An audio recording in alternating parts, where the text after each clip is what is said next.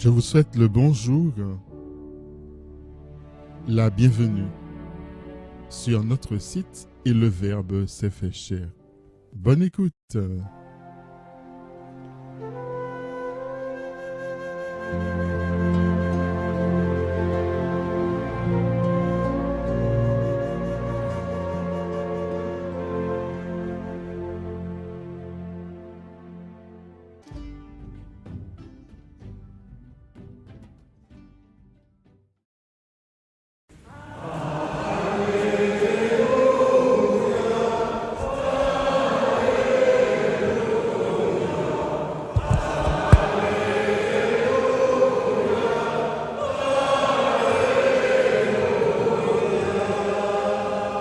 Évangile de Jésus-Christ selon saint Marc. En ce temps-là, Jésus traversait la Galilée avec ses disciples, et il ne voulait pas qu'on le sache, car il enseignait ses disciples en leur disant : « Le Fils de l'homme est livré aux mains des hommes. Ils le tueront, et 3 jours après sa mort, il ressuscitera. » Mais les disciples ne comprenaient pas ces paroles, et ils avaient peur de l'interroger. Ils arrivèrent à Capharnaüm, et une fois à la maison, Jésus leur demanda : « De quoi discutiez-vous en chemin ?» Ils se taisaient, car en chemin, ils avaient discuté entre eux pour savoir qui était le plus grand.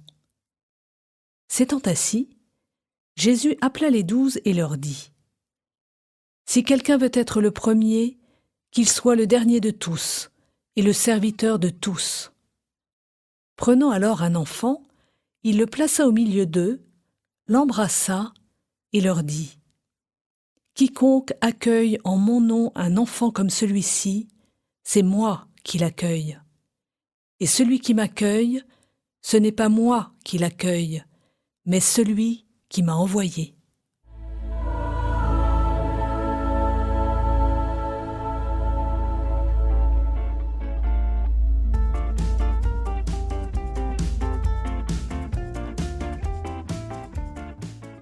Sœurs et frères bien-aimés, pourquoi si peu d'entre nous croient-ils en Jésus ? Vous vous doutez que répondre à une pareille question suppose une analyse complexe, déjà souvent menée, et qu'il n'y a pas une réponse.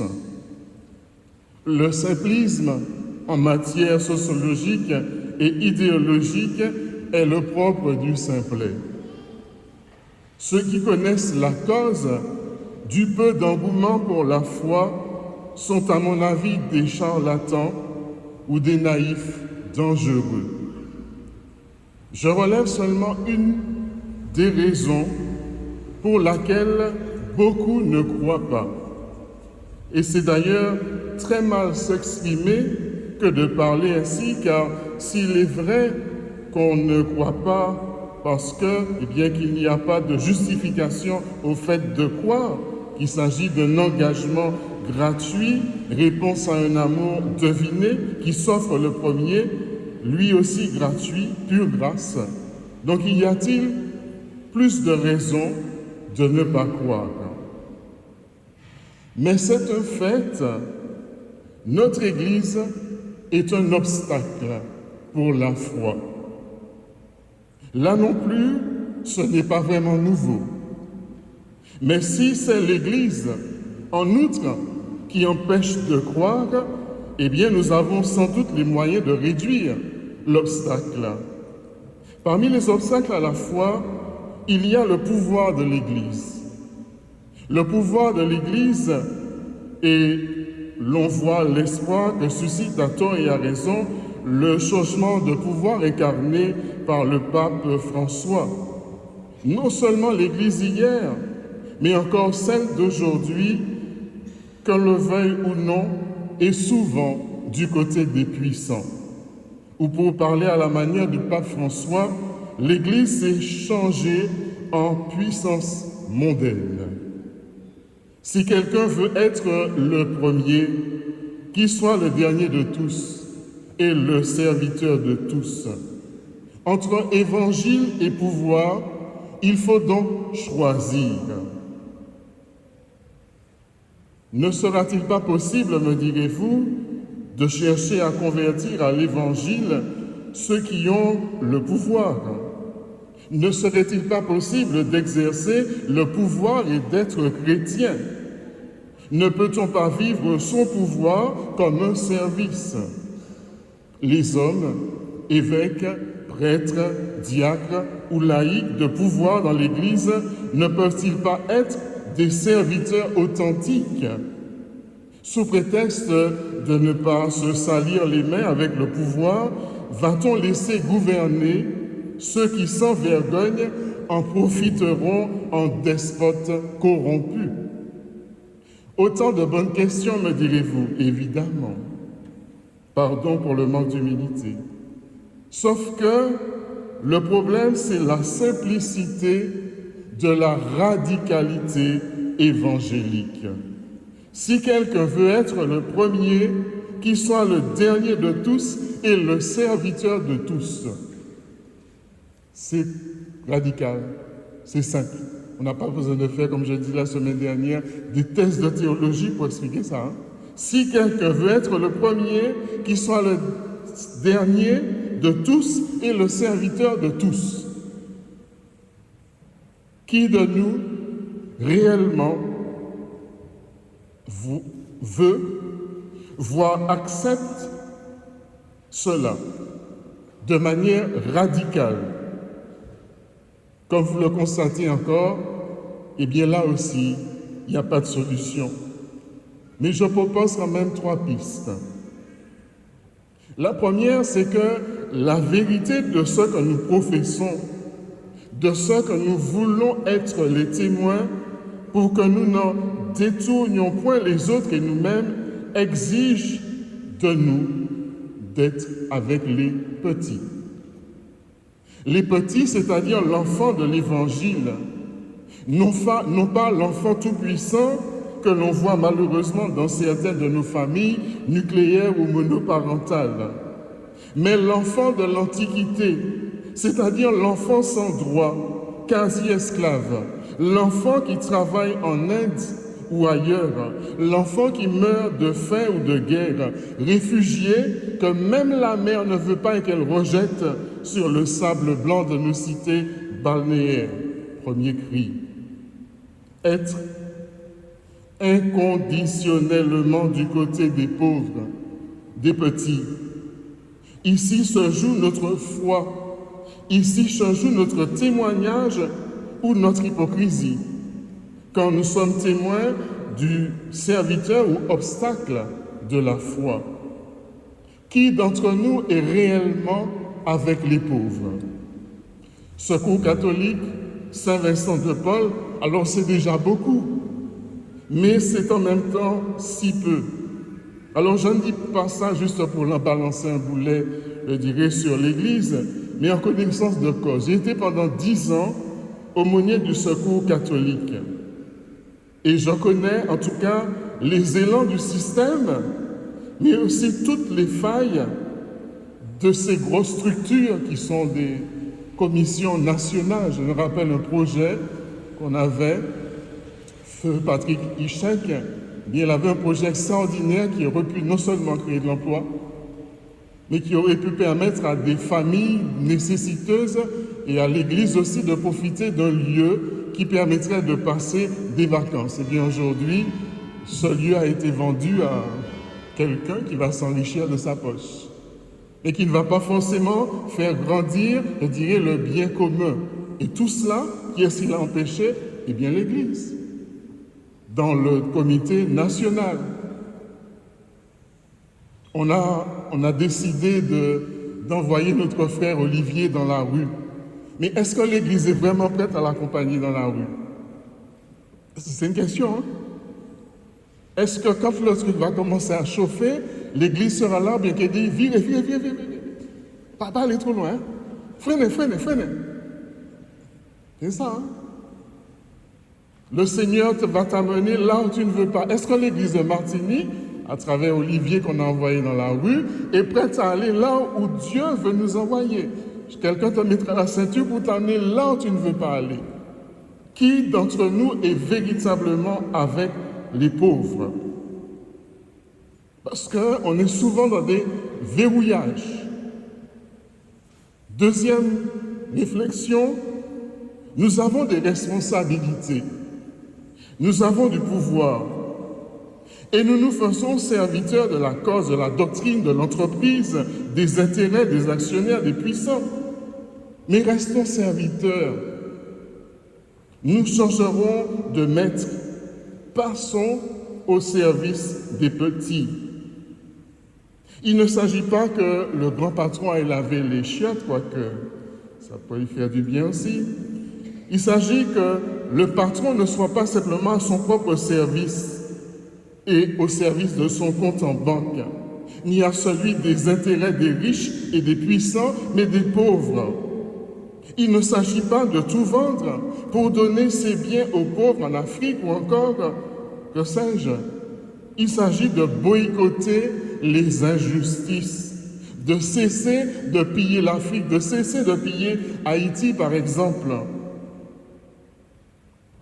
Troisième chose, c'est à l'homme de pouvoir, y compris dans l'Église, et puisqu'il en va ainsi au ministre, de mettre en place des contre-pouvoirs contraignants.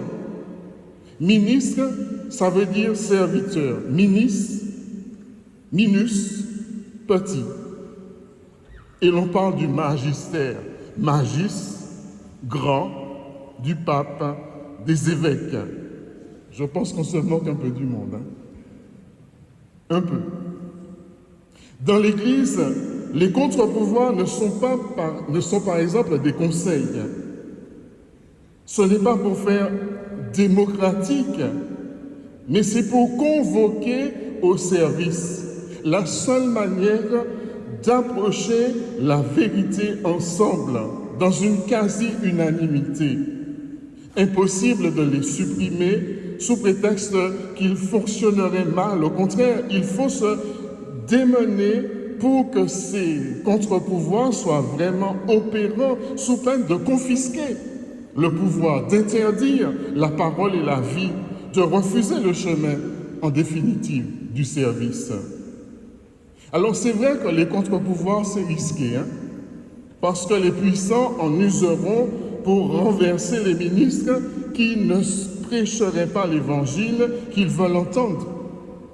Celui qui leur donne bonne conscience. Ainsi, ils vont aliéner la parole de Jésus pour justifier leur société et ils instaurent une église qui dénonce si peu l'injustice, qui a pour mission principale de conserver l'ordre, ce qu'ils appellent les valeurs. Le serviteur des serviteurs, Jésus, eh bien, il a couru ce risque, celui d'être trahi par son Église, Église riche et puissante pour les riches et les puissants.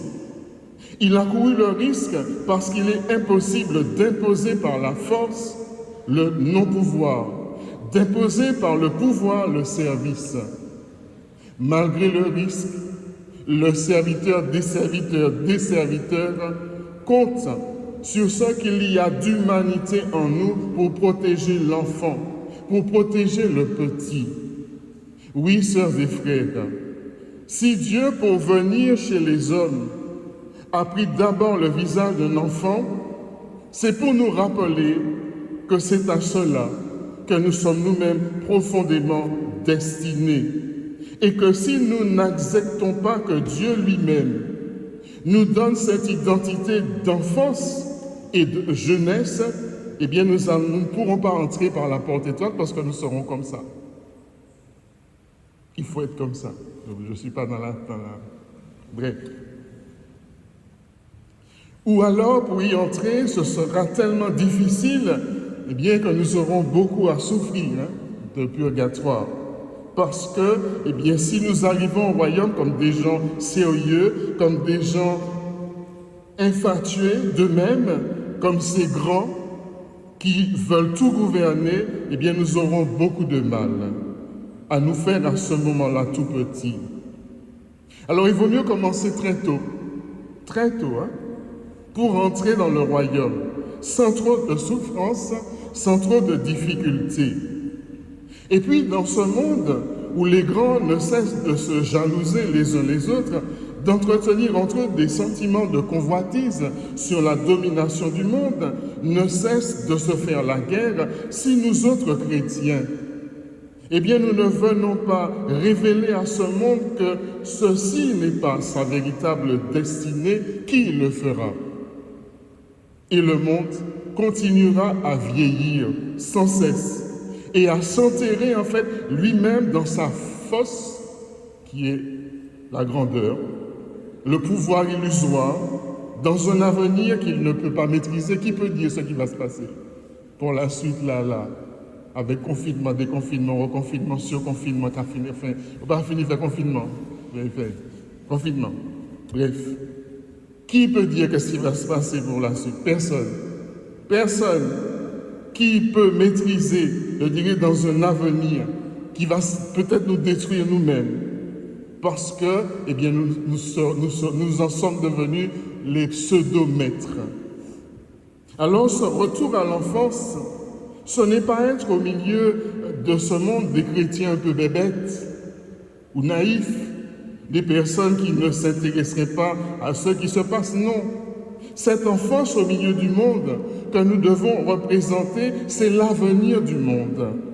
C'est la véritable identité du monde. C'est la jeunesse de ce monde qui ne cesse de vieillir et de s'enfuir dans son vieillissement.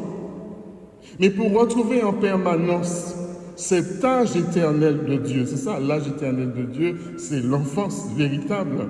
Cet âge éternel de Dieu, eh bien, il nous faut fréquenter, il nous faut aimer, il nous faut écouter, il nous faut vivre avec celui qui est enfant de Dieu et qui est venu parmi nous comme frère pour nous entraîner à sa suite et entraîner une multitude de frères, de sœurs, les uns par rapport aux autres, sont toujours des enfants. Le Christ est simplement l'aîné qui nous entraîne vers le Père. C'est l'écrivain Monterland qui disait un jour, la véritable actualité, c'est l'éternel. La véritable actualité, c'est l'éternel. Ce n'est pas les informations que vous écoutez le soir au journal de 20h ou de 13h ou je ne sais pas de quelle heure. La véritable actualité, c'est l'éternel.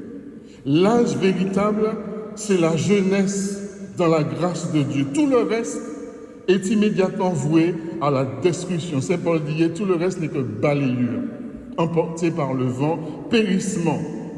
Alors, puisque Jésus aujourd'hui vient au milieu de nous comme un enfant qui s'est fait serviteur, esclave, jusqu'à être détruit par les grands, jusqu'à être mis à mort par tous ceux qui n'acceptaient pas ce retour à l'enfance, et bien que cette présence du Christ nous rappelle à nous aussi ce à quoi nous sommes destinés, ce à quoi nous sommes appelés dès aujourd'hui. Et si notre désir de conversion, si notre espérance, si notre capacité d'émerveillement n'arrive pas à cause de notre paresse, de notre faiblesse, à se laisser rajeunir par la grâce du Fils bien-aimé, alors il ne nous reste qu'une seule chose à faire. Demandons à Dieu d'avoir pitié de notre âme de vieillard.